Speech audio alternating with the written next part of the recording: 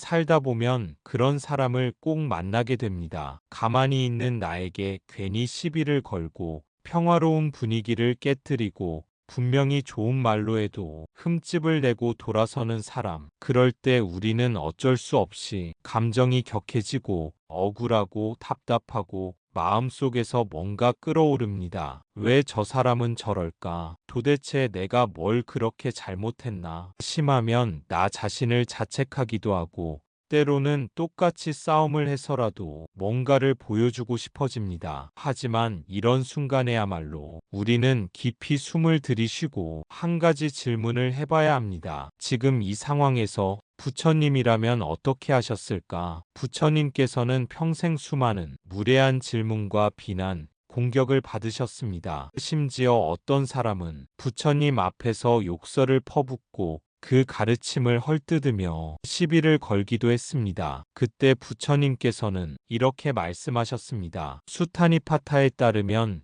누가 나에게 욕을 하더라도 그 욕을 내가 받지 않으면 그 욕은 결국 그 사람의 것이니라. 이 말씀은 자신을 향한 말과 행동에 내가 반응하지 않으면 그 부정적인 에너지는 결국 상대에게 머무른다는 깊은 가르침입니다. 그래서 부처님은 결코 감정적으로 휘둘리지 않으셨습니다. 말을 삼키지 않아도 참으려 애쓰지 않아도 그저 그 상황 전체를 알아차리고 그 말이 어디서 왔는지 어떤 마음에서 비롯되었는지를 꿰뚫어 보셨습니다. 우리가 누군가의 말에 상처받는 이유는 그 말이 진실이기 때문이 아니라 우리 마음속에 이미 흔들릴 준비가 되어 있었기 때문입니다. 상대의 무례함은 그 사람의 문제입니다. 그 사람이 가진 두려움, 고통, 판단의 틀에서 나온 말일 뿐입니다. 그런데도 우리는 자주 그 말이 나의 본질을 말해주는 것처럼 그대로 받아들이고 괴로워합니다. 하지만 부처님의 가르침은 분명합니다. 그 말을 받지 않으면 그것은 당신의 것이 아니다. 이 말은 우리에게 놀라운 자유를 줍니다. 어떤 말도 어떤 시선도 내가 받아들이지 않으면 그것은 나에게 영향을 줄 수 없습니다. 우리는 무례한 사람에게 무례하게 대꾸하지 않아도 됩니다. 억지로 억누르거나 참을 필요도 없습니다. 그저 알아차리면 됩니다. 아, 이 사람이 지금 이렇게 말하는구나. 그 마음 속에는 고통이 있겠구나. 그렇게 바라보는 순간 우리 마음에는 분노 대신 자비가 피어납니다. 그리고 그 자비는 우리를 지키는 힘이 됩니다. 무례함 앞에서도 흔들리지 않는 고요하고 단단한 중심을 세우는 힘 말입니다. 법구경에서는 이렇게 가르치십니다. 화를 내는 자에게 화로 대응하지 말고 고요함으로 답하라. 그리할 때 진정한 승리는 고요한 자에게 돌아가느니라. 이 말씀은 결코 참아라는 뜻이 아닙니다. 억지로 억누르라는 말도 아닙니다. 오히려 내 안에 불꽃이 일어나려는 그 순간 그것을 있는 그대로 알아차리라는 뜻입니다. 싸움은 두 사람이 함께해야만 일어납니다. 한 사람이 반응하지 않으면 그 싸움은 자연스레 사라질 수 있습니다. 그렇다고 해서 무조건 침묵하라는 것도 아닙니다. 말을 하지 않더라도 우리는 여전히 명확하게 표현할 수 있습니다. 그저 반응하지 않는 것이 아니라 자신의 중심을 지킨 채 지혜롭게 대응하는 것이 중요합니다. 말하지 않되 눈빛으로, 움직이지 않되 자세로, 흔들리지 않되 마음으로 그 상황을 바라볼 수 있습니다. 이것이 바로 부처님께서 가르치신 자비의 힘입니다. 자비는 연약한 것이 아니라 모든 상황을 껴안을 수 있는 강한 힘입니다. 그 힘이 있기에 우리는 상처 입지 않고도 누군가의 날카로운 말 앞에서 조용히 서 있을 수 있는 것입니다. 무례함은 결국 그 사람이 마음 상태를 보여주는 것이지 나의 가치를 말해주는 것이 아닙니다. 상대가 예의 없다고 해서 나까지 거칠어질 필요는 없습니다. 내가 지닌 고요함은 내가 어떤 사람인지 말해주는 가장 깊은 증거입니다. 부처님께서는 모욕을 받았을 때조차 그는 그의 길을 걷고 나는 나의 길을 걷는다. 이런 마음으로 바라보셨습니다. 그 마음을 닮아보세요. 그럴수록 내 안의 번뇌는 줄어들고 타인에게 끌려다니지 않는 진짜 자유가 피어납니다. 고요함은 결코 약함이 아닙니다. 고요함은 나를 지키는 가장 지혜로운 선택입니다. 부처님께서는 때로는 말씀하시고 때로는 침묵하셨습니다. 중요한 것은 내가 지금 말하는 이 한마디가 상대를 이기기 위한 것인지 아니면 고요함과 자비에서 나온 것인지 그걸 분별하는 마음입니다. 싸움을 거는 사람은 사실 그 사람 마음속에도 큰 괴로움이 있다는 뜻입니다. 그 괴로움이 감정이라는 모양으로 변해서 말이 되고 행동이 되어 나오는 것이죠. 그 사람도 결국은 괴로워서 그러는 겁니다. 그러니 부처님께서는 우리에게 이렇게 가르치십니다. 상대의 말 뒤에 숨은 고통을 보라. 표면의 말과 행동에만 반응하지 말고 그 사람 마음속에서 지금 무슨 일이 벌어지고 있는지를 헤아려 보라는 것입니다. 우리는 흔히 왜 저렇게까지 말하지 하고 마음속으로 되묻지만 그 질문에 진심으로 귀 기울여 본 적은 얼마나 될까요? 그 순간 우리에게 필요한 것은 바로 자비의 눈입니다. 상대의 말투나 태도가 아니라 그 이면의 상처를 보는 눈, 그 눈이 열리는 순간 내 안의 분노는 방향을 바꿉니다. 화를 내는 사람을 적으로 보는 것이 아니라 도움이 필요한 존재로 바라보게 되는 것입니다. 그렇게 보는 순간 우리는 똑같이 반응하지 않고 내 안에서 어떻게 도와줄 수 있을까라는 마음이 일어납니다. 그 마음이 바로 부처님의 마음이며 우리 안에 자비심이 깨어나는 순간입니다. 물론 쉽지 않습니다. 감정은 즉각적으로 올라오고 자존심은 말로 상처 입기 쉽기 때문입니다. 하지만 부처님께서는 말씀하셨습니다. 분노를 분노로 다스릴 수는 없다. 오직 자비로써 분노를 다스릴 수 있다. 이것이 부처님의 지혜입니다. 우리가 단 한순간이라도 그 지혜를 기억하고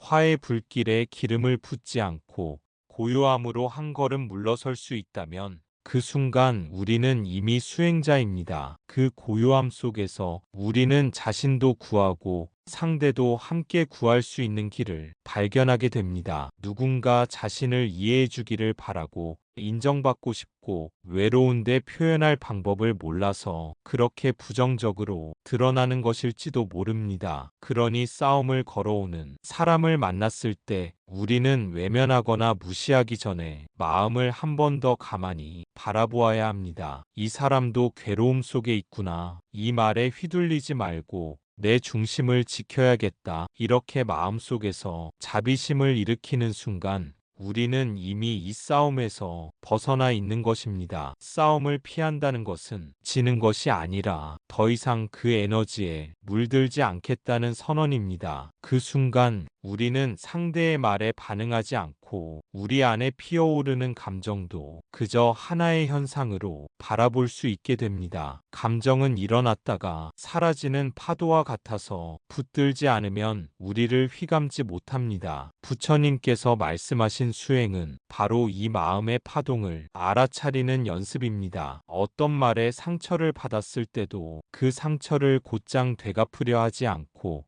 이 감정은 내 안에서 일어난 것이구나 하고 자각하면 우리는 감정의 노예가 아닌 감정의 주인이 됩니다. 마음은 다스리는 것이지 억누르는 것이 아닙니다. 억누르면 언젠가 폭발하지만 다스리면 고요함이 찾아옵니다. 누군가에게 무례함을 받았을 때 그 무례함이 내 안에 오래 머물지 않게 하려면 그 감정을 이해하고 그 사람도 이해하려는 노력이 필요합니다. 이해하려는 마음에는 따뜻함이 있고 그 따뜻함은 결국 나 자신을 치유하는 길이기도 합니다. 결국 싸움이란 두 마음이 서로 상처를 알아보지 못한 채 자기 상처만 앞세우는 데서 생겨나는 것입니다. 그러니 부처님의 가르침을 기억해 보세요. 모든 말 앞에 고요한 자비심을 먼저 놓아라. 이 말 한 줄이 오늘의 모든 갈등을 다르게 바라보게 해줄지도 모릅니다. 법구경 제8장 천인품에서는 이렇게 말씀하십니다. 남을 이긴 자보다 자기를 이긴 자가 더욱 위대하다. 자신을 이긴다는 것은 상대방의 말이나 태도에 끌려가지 않는 것입니다. 즉각적으로 감정으로 반응하지 않고 지혜롭게 바라보는 것입니다. 그러기 위해서는 우선 내 감정을 인정하는 연습부터 시작해야 합니다. 아, 지금 화가 나고 있구나. 이 말에 상처받았구나. 내 마음이 요동치고 있구나. 그걸 억누르지 않고 있는 그대로 바라보는 순간 우리는 감정에 휘둘리지 않는 진정한 관찰자가 될 수 있습니다. 그리고 그 다음엔 조용히 마음속으로 되새겨 봅니다. 이 감정도 곧 지나갈 것이다. 나는 지금 이 순간을 알아차리고 있다. 이렇게 마음을 지켜보는 훈련은 우리 안에 깊은 고요를 만들어줍니다. 누군가가 공격적인 말을 던졌을 때 그 말에 반사적으로 대응하면 우리는 상대의 세계에 휘말리게 됩니다. 하지만 그 순간 잠시 멈추고 그 말이 내 마음속에서 어떤 반응을 일으키는지를 차분히 들여다볼 수 있다면 우리는 더 이상 그 말에 끌려가지 않게 됩니다. 이것이 바로 부처님께서 가르쳐 주신 마음 다스림의 길입니다. 세상은 늘 나를 흔들려고 하고 사람들은 끊임없이 자신의 상처를 타인에게 투사하려 합니다. 그러나 우리가 그 파도에 같이 흔들릴 필요는 없습니다. 흔들리는 파도를 멈출 순 없지만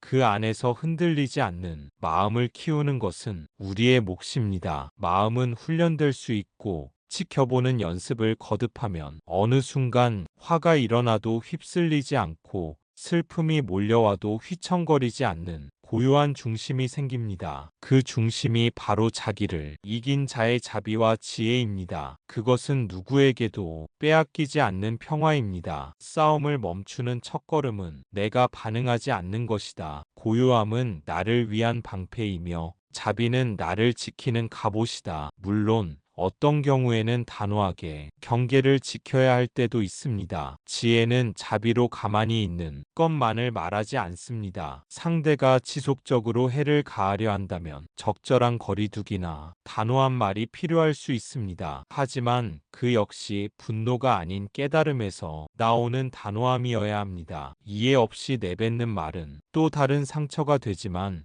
이해를 바탕으로 전하는 단호함은 상대에게도 멈출 수 있는 여지를 줍니다. 이 모든 것이 결국은 나를 보호하는 일입니다. 부처님의 가르침은 언제나 남을 이기기 위한 것이 아니라 내 마음을 고요히 하여 괴로움에서 벗어나는 길을 가르쳐 줍니다. 그래서 우리는 갈등의 순간마다 스스로에게 물어볼 수 있어야 합니다. 지금 이 반응은 나를 지키는 것인가? 아니면 나를 더 괴롭게 하는가? 감정은 때때로 나를 보호하는 듯 보이지만 곧잘 판단을 흐리게 만들고 상대를 원망하거나 자신을 책망하는 방향으로 흐르기 쉽습니다. 하지만 마음을 잠시 멈추고 바라보는 연습을 계속하다 보면 우리는 조금씩 알아차리게 됩니다. 어떤 말이 상처처럼 느껴졌던 이유가 상대의 말 그 자체가 아니라 내 안에 이미 자리하고 있던 두려움과 결핍 때문이었다는 것. 어떤 상황이 화를 불러일으켰던 이유가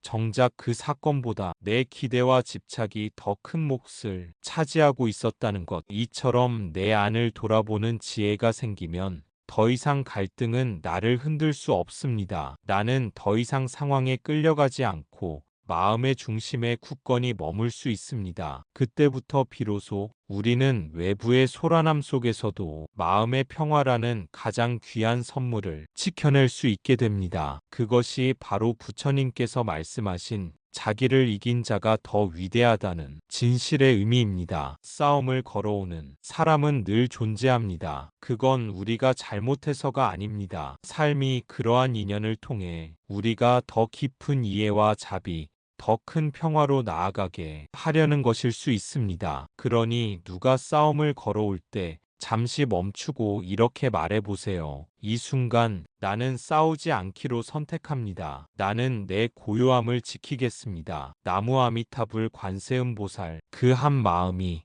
당신의 하루를 평화롭게 만들고 당신의 삶을 더 깊은 자비로 이끌 것입니다. 오늘도 마음속의 고요한 연못을 흔들리지 않게 지켜나가시길 바랍니다. 감사합니다. 구독과 좋아요는 저에게 큰 힘이 됩니다.